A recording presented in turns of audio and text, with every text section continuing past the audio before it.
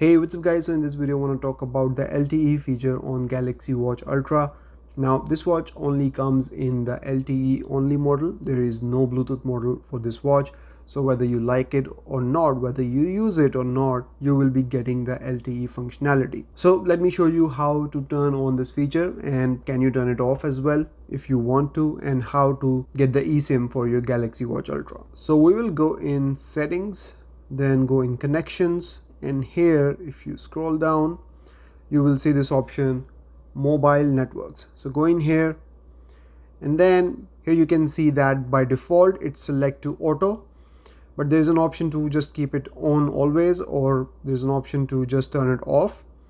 And here it tells you that it will automatically turn mobile networks on and off to save battery. You won't be able to receive calls or messages on your watch number while off. And here, as it turns out, there is actually a way to turn off the LTE functionality. So if I press on always off, this will be off and it will not affect the functionality of the watch. So if you don't use LTE, you don't want eSIM on your watch, you can just turn it off, select always off. And then we also have mobile plans on this watch. Now I know if I tap it here, it will take me to my phone. So I'm just gonna go and do this on my phone. So I have my phone here. I'll go in the Galaxy Wear app, then go in watch settings and scroll down to mobile plans. I'll go in here, and now it is asking me to set up a mobile plan and all the stuff. I'm gonna press next, and then it takes me to the Virgin Mobile screen, and here it is asking me if I want to set up the wireless service for my watch. So this is basically the eSIM, $15 per month. No thank you, I don't want it.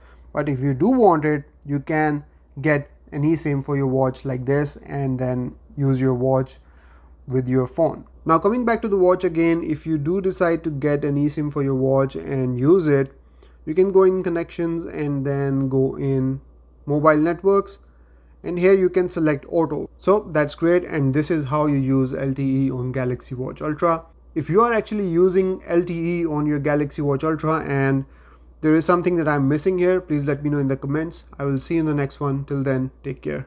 Bye bye.